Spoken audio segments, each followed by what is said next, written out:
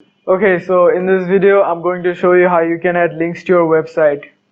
So the way you add links is by using the A attribute. So let's say I want to add a link after burnish wood. So what you're gonna do is go to your HTML document and simply type A. This means the anchor tag, and here you're going to type href. Href means the location you want it to go to. So let's say I wanted to go to google.com. So what I'll just do is type in the URL of Google,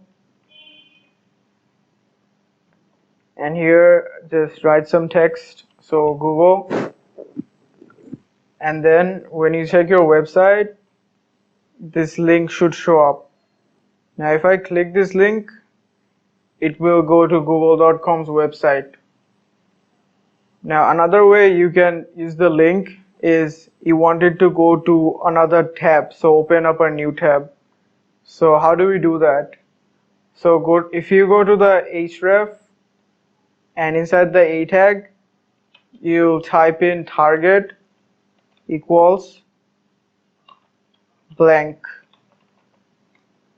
So now if I click this link, it will go to a new tab and then open it.